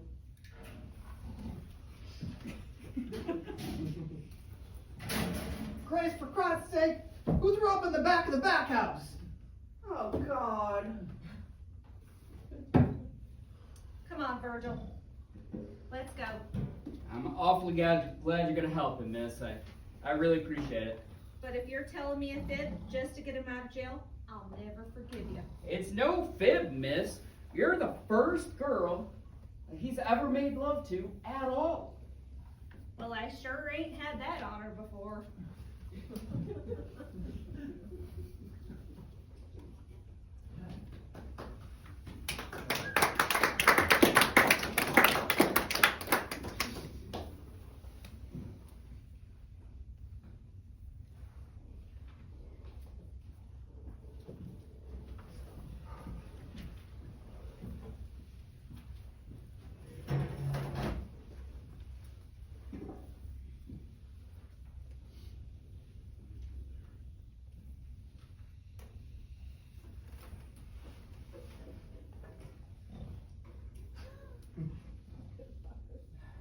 Still dead. I'll be glad when y'all get out of here and I can go to bed. I'm tired. What's wrong? Had enough of me, baby? Kinda glad the highway got blocked tonight. You are? Gave us a chance to be kind of acquainted, don't you think? Kind of. Just pulling in here 3 times a week, and pulling out again 20 minutes, always left me. I just wonder what he was like, Grace. I always wondered about you too, Carl. You did? Yeah, but you don't need to go babbling anything to the other drivers. What? What makes you think I do anything? Shoot, I know how you men talk when y'all get together. Worse than women. Well, not me, Grace. I certainly don't want the other drivers on this route, especially some of them, getting the idea that I'm here to serve more than what they can order over the counter. Sure. I get you. But, you kind of liked me. Right, Grace? Maybe I did. Yeah? You know what I liked about you, Carl? It was your hands. I like a man with big hands. You got everything, baby. Alright, one of the highway trucks just stopped by. They won't be long now. Oh, I hope so. Everything peaceful around here? Yeah, well. Cowboy? If you're holding up any grudges against me, I think you ought to ask yourself, what have you done if you were in my place? I couldn't let you carry on that little lady there when she didn't want to go with you, could I? Could I? I don't feel like talking, mister. Well, I couldn't. I think you might also remember that this little lady, if she wanted to, she could press charges, get you sent to the penitentiary for violation of the Mann Act. The what act? The Mann Act. You took a woman over state lines against her will. Well, that'd be a serious charge, Bo. I loved her. That don't make any difference. A man's got a right to the things he loves. Not unless he deserves them, cowboy. I'm a hard-working man. I own me my own ranch. I got $6,000 in the bank. A man don't deserve the things he loves unless he can be a little humble about getting them. I ain't gonna get down on my knees and beg. Being humble ain't the same thing as being wretched. I had to learn that once too, cowboy. I wasn't quite as old as you. I stole horses instead of women. Because you could sell horses. One day I stole a horse from the wrong man, the Reverend Pearson. I never thought I'd get mine from any preacher, but he was very fair. He gave me every chance to put myself clear, but I wouldn't admit the horse was his. Finally, he did what he had to do. He threshed me to within an inch of my life. I'll never forget. This was the first time in my life that I had to admit that I was wrong. I was miserable. Finally, after a few days, I decided the only thing to do was to admit to the man how I felt. Then I felt different about the whole thing. I joined his church, and we've been bosom pals ever since, until the day he died a few years ago. He has done what I asked him. Has he done what I asked him to do? Not yet, Sheriff. Why should you be so scared? Who says I'm scared? You gave me a word, didn't you? I'm gonna do it. If y'all just give me time. But I warn you, it ain't no good unless you really mean it. I'll mean it. All right then. Go ahead.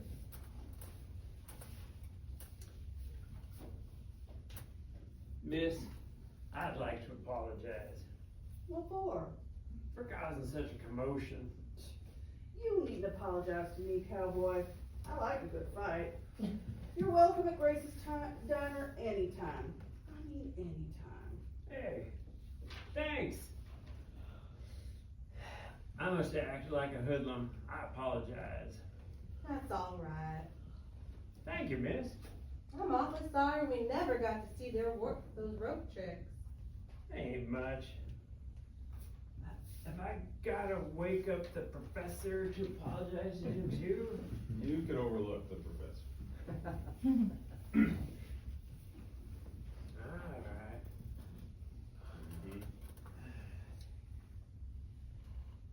I can't do it, Bird. Oh, Bo. I just can't do it. Why not? She has no respect for me now. She saw me beat. You gave me your promise. You owe that to the girl, an apology. Whether you got beat or not, you're gonna say it to her, and I'm not letting you get back on that bus.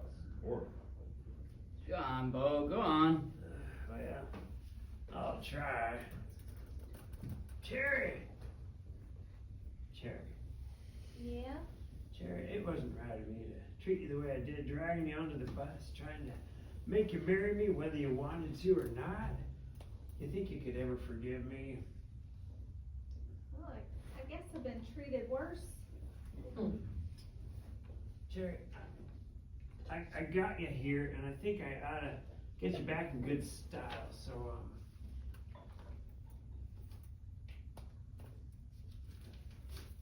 so take this. Did the sheriff make you do this?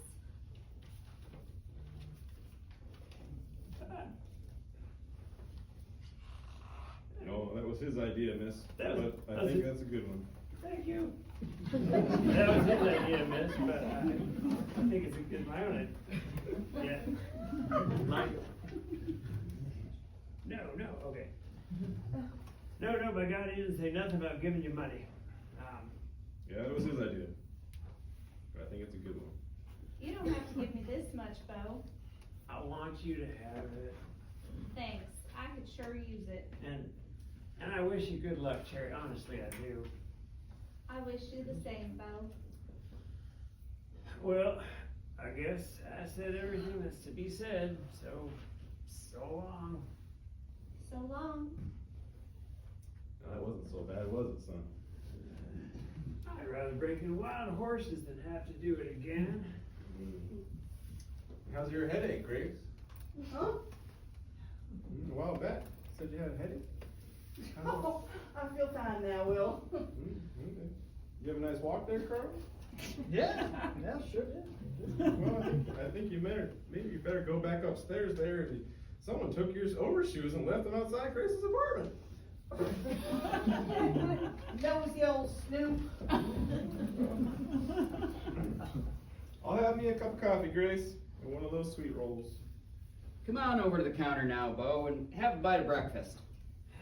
I ain't hungry, Bird. Maybe a cup of coffee? I couldn't get it down. What's the matter, Bo? You ought to be feeling pretty good. The sheriff's just let you go, and I might as well have stayed in the jail. now what kind of talk is that? The bus will be leaving pretty soon, and we'll be back at the ranch in a couple days. I don't care if I never see that dang ranch again. Bo, you worked half your life earning money to build that thing up. It's the lonesomest damn place I ever did see. Yeah, I never thought so. It'd be like going back to a graveyard. Oh, look, I heard Hank and Orville talking about the new school marm who lives over in Stebbins. They say she's quite a looker. I ain't interested in no school marm. Give yourself time, Bo. You're young, you'll find lots of gals that'll love you, too. I want Cherry. Yeah, Bo. Go get yourself something to eat, Bird.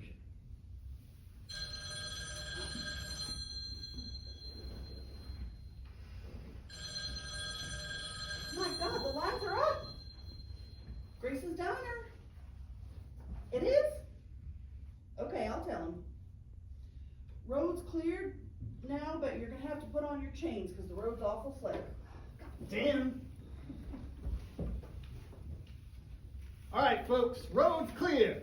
Must be ready to leave as soon as I get the chains on. Should take me about 20 minutes, unless someone wants to help me.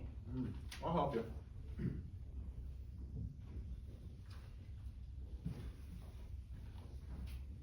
Bo,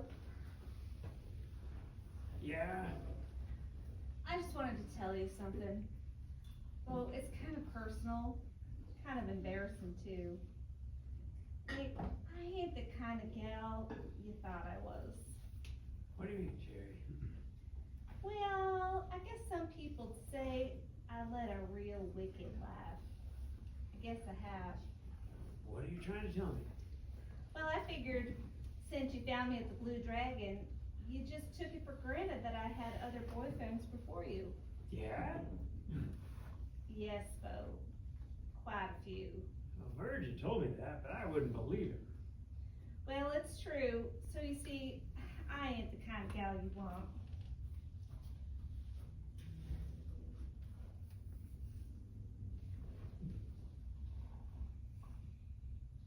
Dr. Lyman? Dr. Lyman? Where am I? Oh, it's you. How do you feel? What a sweet awakening, dear girl. That's not a polite question. How long have I been asleep here? A couple hours. Sometimes nature blesses me with a total blackout. I seem to remember absolutely nothing after we started our performance. How were we? Marvelous. Oh, I'm glad. Now I'll have a cup of that coffee you were trying to force on me last night. All right. Can I fix you something to eat? No, nothing to eat. Oh, Dr. Lyman, you must eat something. Really. Must I? Oh, yes. Please. Well, very well, for your sweet sake. I'll have a couple of 3-minute eggs, some toast and orange juice. But I'm doing this for you, mind you, just for you.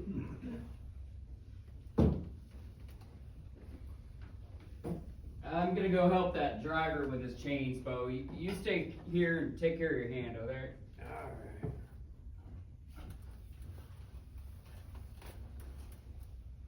Jerry, would I be molesting you if I said something?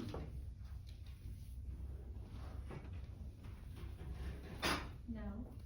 Well, since you brought the subject up, you are the first gal I had ever anything to do with. I never would have guessed it, Bo. Yeah, you see, I lived all my life on a ranch, and I guess I didn't know much about women, because they're different from men, it turns out.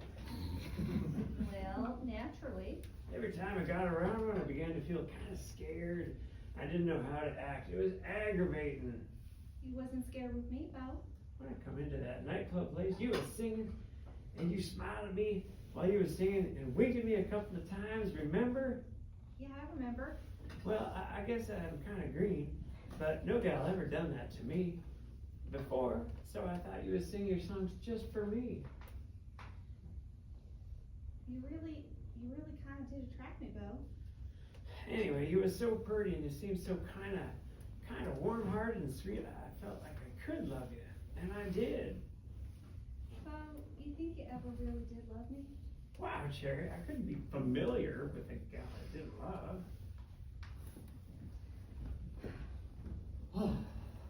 All right, bus headed west. All aboard. Next stop, Topeka. How you feeling, cowboy? I ain't the happiest critter that was ever born.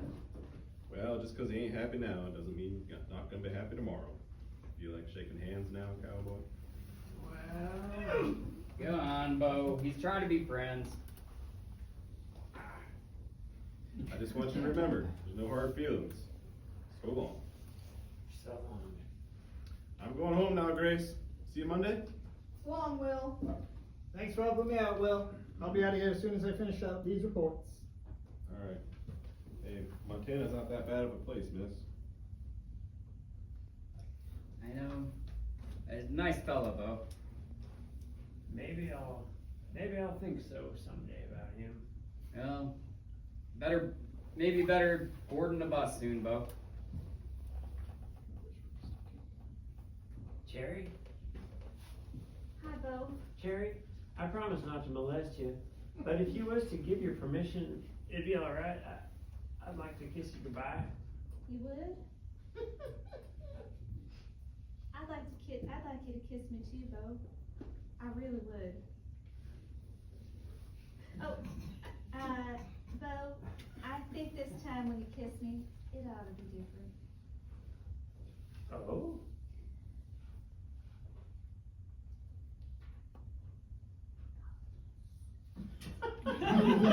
When you kiss someone for serious, it's kind of scary, ain't it?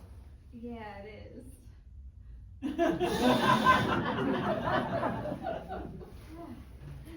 It didn't look like he was molesting her now. I could tell you with all honesty that this was the most delicious breakfast I've ever eaten. But it wouldn't be much of a compliment because I have eaten very few breakfasts. It's my favorite meal. Ah, dear girl, let us give up our little spree, shall we? You don't want to go traipsing over the streets of the state's capital with an old reprobate like me. Whatever you say. I shall continue my way to Denver. I'm sure it's best. Anyway, I certainly enjoyed knowing you. Thank you.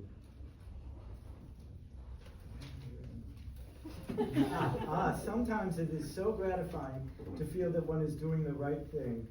I wonder that I don't choose to always. What do you mean? Oh, I was just rambling. You know, perhaps while I am in the vicinity of Topeka, I should drop in at that hospital and seek some advice. Sometimes their patients come in here. They look perfectly all right to me. Friends have been hinting for quite a while that I should get psychoanalyzed. I don't know if they had my best interests at heart or their own. Golly, I don't see anything the matter with you. Oh, no, young people never do. However, I don't think I care to be psychoanalyzed. I rather cherish myself as I am. Goodbye, my dear. You were the loveliest Juliet since Miss Jane Cowell. Thank you, Dr. Lyman. I feel it's been an honor to know you. You're the smartest man I've ever met. The smartest? Really are. Oh, yes, I'm terribly smart. Wouldn't it have been nice to be intelligent?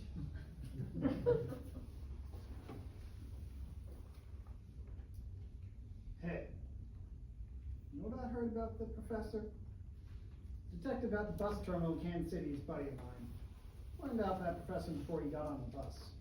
You know what he said? Said the policeman in Kansas City picked the professor up for loitering around schools. Honest? Then they checked his record. Found he'd been in trouble several times for getting involved with young girls. My God, did you tell Will? Sure, I told him. They ain't got anything on the professor now, so there's nothing Will could do. What gets me is, why does he call himself a doctor? Is he some kind of phony? No, Carl, he's a doctor of philosophy. What's that? It's the very highest degree there is for scholarship. You'd think he'd have philosophy enough to keep out of trouble. Sorry to see you go, baby. No, I told you, I'm tired. You know, sometimes they get me thinking, what the hell good is marriage? Where you have to put up with the same broad every day, look her in the morning, try to get along with her while she's in a bad disposition? This way suits me just fine. I got no complaints either. Incidentally, are you married, Carl? Now, who said I was married, Grace? Who said it? You just tell me and I'll fix it. Relax, relax. See you day after tomorrow.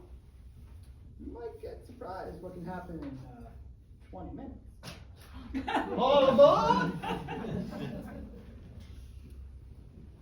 He still never said whether he was married. Cherry? Yeah? I've been talking with my buddy, and he thinks I'm virgin enough for the two of us.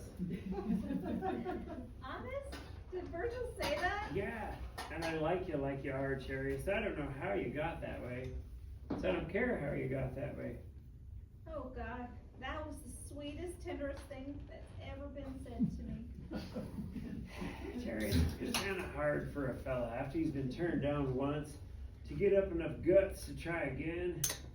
You don't need guts, Bo. I don't?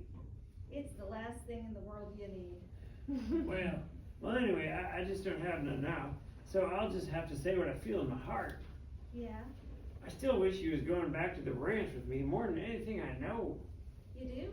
Yeah, I do. Why, I'd go anywhere in the whole world with you right now, Bo. Anywhere at all. Yeah, you would? You would? I knew this was gonna happen all the time. Gee, I didn't. Hey, Virgil, did you hear that? Yahoo! We're getting married after all. Cherry's going back with me. Ain't it wonderful when someone so awful turns out to be so great? We're getting married. I'm going to Montana. Hey, all aboard, let's move it. Yeah. Oh, Come on, Verge, you old raccoon. Now look, Bo. Listen to me for a second. I'm gonna pull you both out then. Come on, doggone it. We wasted enough time. Let's get going. Listen, Bo. Now just be quiet just a minute, and you gotta hear me, Bo. You don't need me no more. I ain't going. You ain't what? I ain't going with you, Bo. Well, what do you know about that? It's best I don't, Bo. Just one blame catastrophe after another. Listen, I got another job in mind, Bo, where the feed's mighty good and I'll be looking after cattle. I meant to tell you about this a long time ago, and... First, I can't believe you'd leave your old sidekick. You're joking, man. Nah, it ain't a joke, Bo. I ain't joking.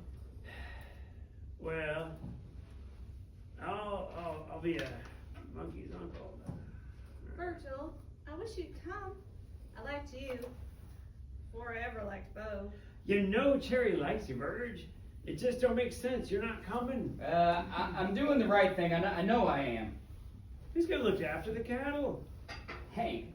Hank's every bit as good as I ever was.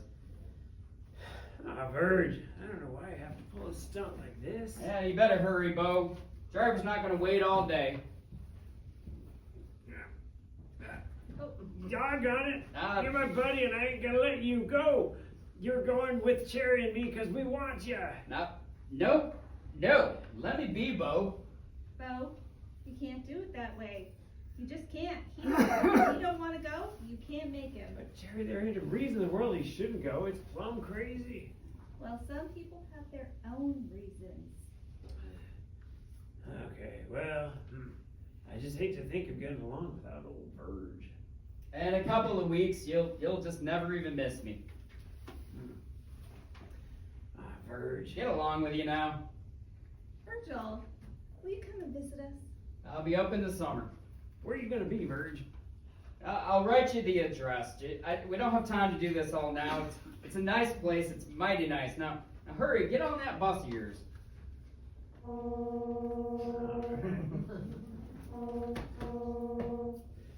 Alright, so long, old boy. So long. Bye, Bo. Goodbye. Yeah. Come on, Cherry, let's make it fast. You're gonna freeze out there. Bye. Bye. Bye, everyone. Bye. Bye.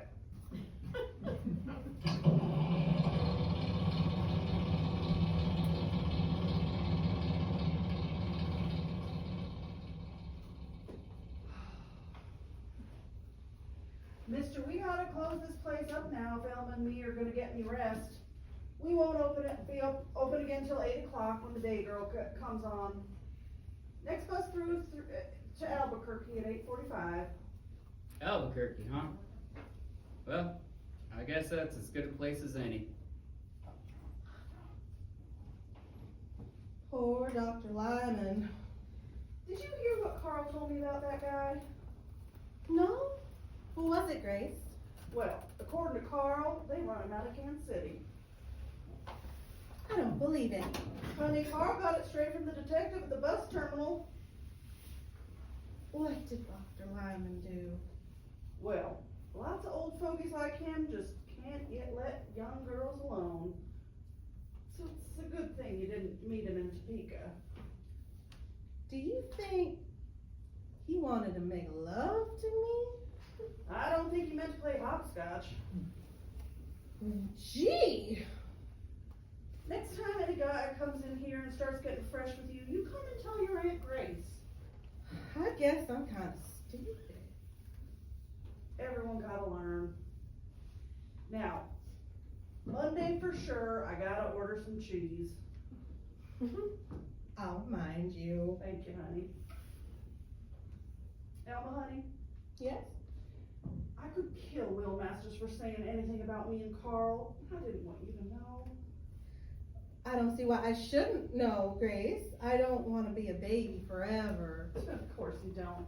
But you're still a kid, and I don't want to set no examples of anything. Do you think you can overlook it and not think bad of me? It's not my business, Grace. Sure, Grace.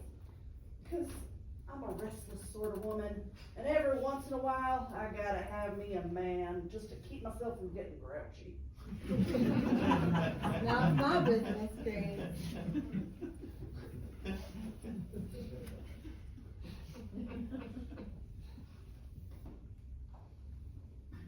Just think, he wanted to make love to me. Now don't start getting stuck on yourself. I'm not Grace, but it's nice to know that someone can feel this way. You're not gonna have any trouble. Just wait till you get to college and start meeting all those cute boys. Alright, I'll wait. You can run along now, honey. All I gotta do is empty the garbage. Okay. Good night. Good night, Grace. See you Monday. It was very nice knowing you, Virgil. I just loved your music. Thank you, miss. Good night. We're closing now, mister. Any place warm I could stay till 8 o'clock? Now that the police station's closed, I don't know where you could go unless you wanted to take a chance of waking up the man that runs the hotel. Nah, I wouldn't want to be any trouble. There will be a bus to Kansas City in a few minutes. I'll put up the sign and they'll stop. Nah, no thanks. No point going back there. And I'm sorry, mister. But you're just gonna have to be left out in the cold. Well, that's what happens to some people.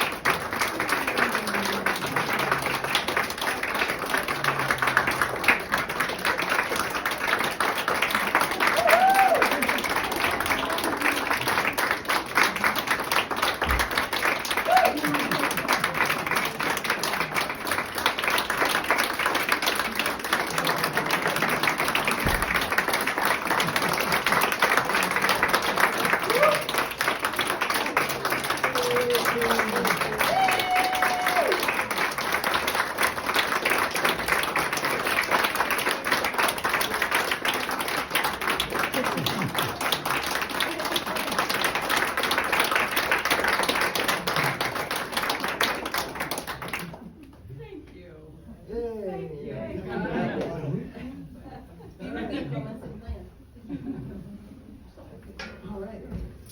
Well, okay, so very short business meeting. So, should take, yeah, nice segue. So we have two plays already scheduled for next year. What? We already have 2 plays scheduled for next year. Awesome. It's awesome. So Lenny and